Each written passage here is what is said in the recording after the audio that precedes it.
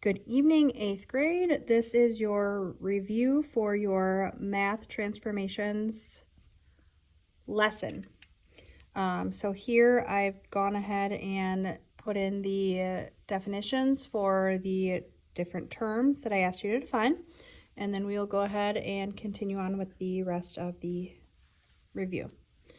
So here, problem 6 says translate point P, which is at 3, -6, left 4 units and down 6.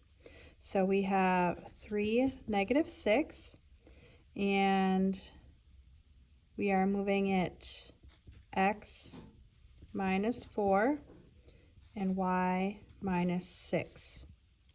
So when we take our 3 and subtract 4, we get a -1. And when we take -6 minus 6, we get a -12. So if we come over here and look, do I have that answer? Yes, I do. That is A.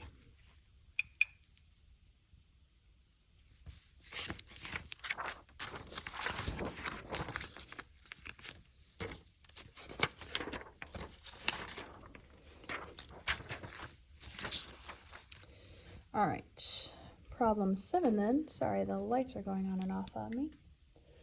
Problem 7 says use arrow notation to write a rule that describes the translation shown in the graph. So you can pick any one of these points from our beginning image and find how they are connected to this image. So if we take C here, we're going up 1, 2, 3 units because then it is landing on this line. So this is 3, and then we're moving 1, 2, 3, 4 units here. So since we're moving up, that's a positive x. And since we're moving to the left, that's a negative y. So I'm going to look to see, do I have, sorry, those are separate. I have those backwards. This is y, this is x. So now I'm looking for x minus 4 and y plus 3, which is A. So that is that answer. 8, what is the rule for reflecting a shape over the x-axis? If you look in any of the information I've given you, that is going to be D. All right, 9 here says ABC has vertices -2, -3, B -4, -4, and C -3, -5. Graph the ABC and its image after reflection over the x-axis. So I apologize for not giving you a coordinate grid for this one. But if we kind of make our own, or some of you had graph paper, you could have done it on your own. I know some of you did. So first we're going to come -2, 1, 2, 3, roughly about there. -4, 4, 1, 2, 3, 4, 4, and I apologize, this is not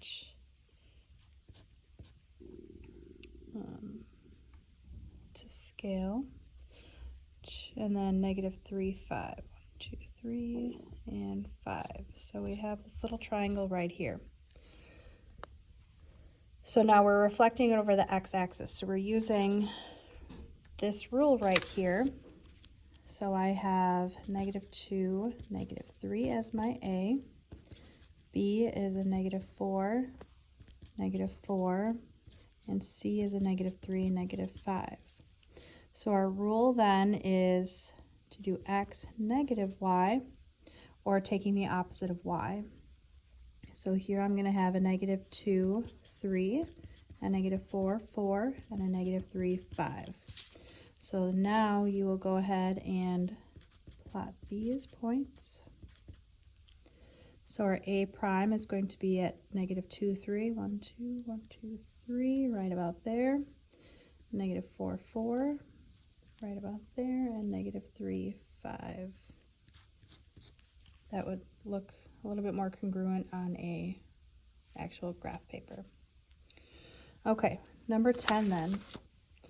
Out of the degrees listed below, which will produce the exact same image rotated both clockwise and counterclockwise? So if we have an image here, and we'll just do a circle. No, circle's not going to be a good example. We'll do a triangle. So if we rotate this 90 degrees, it will come here. If we rotate it 90 degrees counterclockwise, it will come here. And then if we rotate it 270, it'll come here. So if I'm rotating 90, it's going to come here. Sorry, 180. Here. And if I rotate it this way, it'll come here. These do not look the same. The only way to get it the same way, 180 this way and 180 that way, is to get the exact same image. So this one is 180 degrees. All right, number 11 over here. So we are drawing the image DFH after a 90-degree rotation clockwise about the origin. So clockwise is going to come, so if we're looking at a clock, clockwise goes this way, counterclockwise goes this way. So we are turning this down here. I printed 6 because if you have the chance and you get your report cards, then you're good to go, and I'll do mine later tomorrow. So, because I won't have time in the morning anyway. Okay. But yay! Thank I just, you. got to be able to do it when you can do it.